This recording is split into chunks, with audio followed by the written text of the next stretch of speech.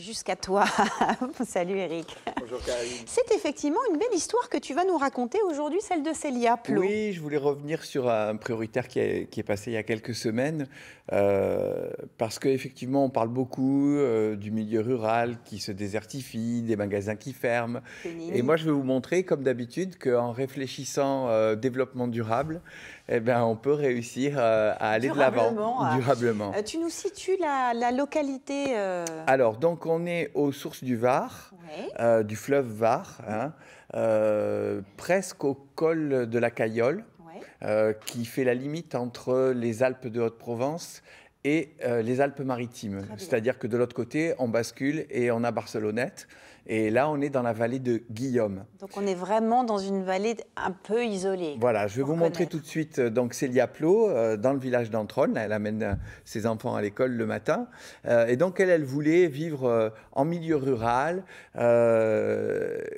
Pour vous donner une idée, vous allez voir comment ça fonctionne. Ça, c'est une bibliothèque qui est en accès libre dans la rue. Et Célia, à côté, amène ses œufs qu'elle pose à côté en libre service. Et les gens viennent, se servent, ils laissent l'argent dans une boîte. Voilà comment on vit c'est beau, à Entronne. C'est beau. Et donc, elle s'est installée en tant que volaillère.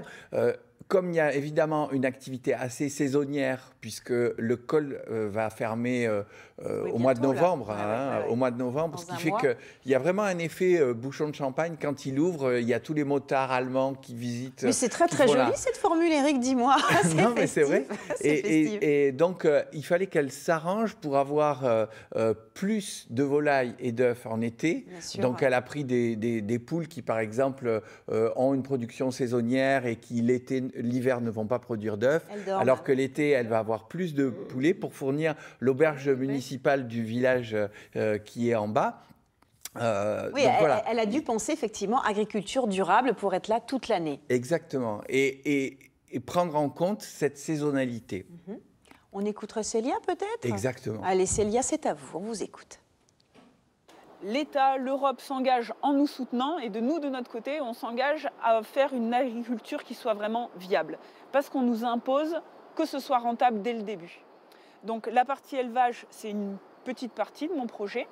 Et la partie gîte, c'est une autre grosse partie de mon projet.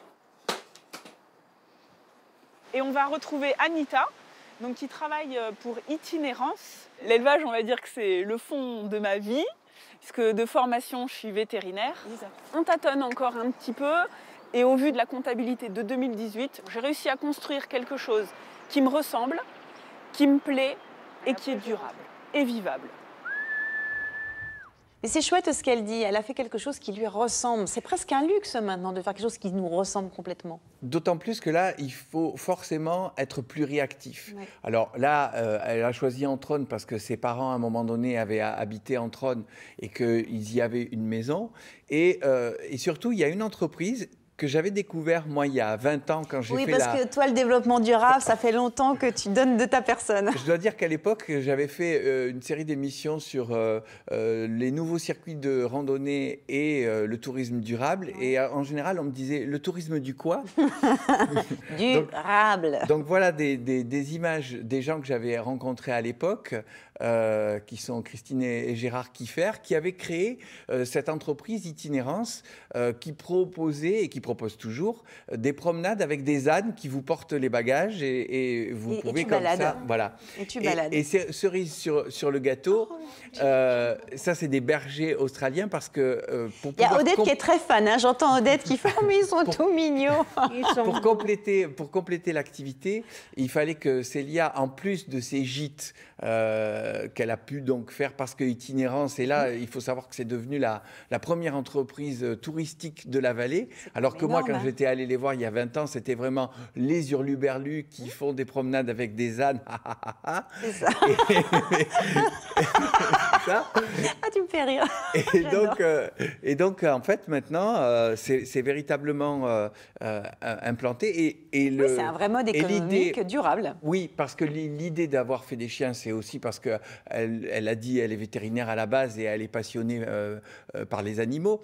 Mais en même temps, les chiens, c'est quasiment le sale animal où les gens vont se déplacer de très loin. Elle, vous avez compris que forcément, ce qu'elle va essayer d'avoir, c'est des bêtes qui ont une tête bien faite et qui sont stables dans leur tête, pas tellement des animaux de concours pour aller présenter dans les foires.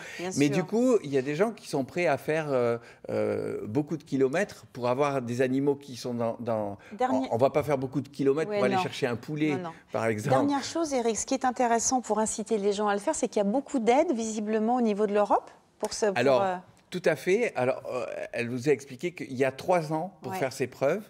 Il y a des aides qui sont assez importantes, mais évidemment, il faut créer un modèle durable qui soit pérenne et il faut déjà prouver dès le départ sur le papier qu'on a bien réfléchi à son projet, que ce n'est pas n'importe quoi, n'importe comment et qu'on va pouvoir l'équilibrer. Et elle le dit, on verra à la fin de l'année, mais a priori, c'est bon. Mais moi, je trouve ça optimiste parce que du coup, les bêtes, elles sont en liberté, il n'y a pas de pesticides, bref, de l'agriculture durable, même si elle n'est pas en bio, effectivement. Elle n'est pas en bio pour un truc très simple, c'est que réussir à avoir des aliments labellisés en bio là-bas, c'était très compliqué. Il n'y avait personne qui pouvait la servir, alors qu'elle pouvait trouver des aliments sur place. Mais de bonne qualité. De bonne qualité, mais qui n'étaient pas labellisés. Très bien. Bon, si vous voulez suivre les aventures d'Éric de Horter quand il n'est pas ici... Oui, parce qu'il y en a plus sur le Prioritaire. Voilà, vous n'hésitez pas à regarder Prioritaire sur le site de France 3 Provence-Alpes et Côte d'Azur.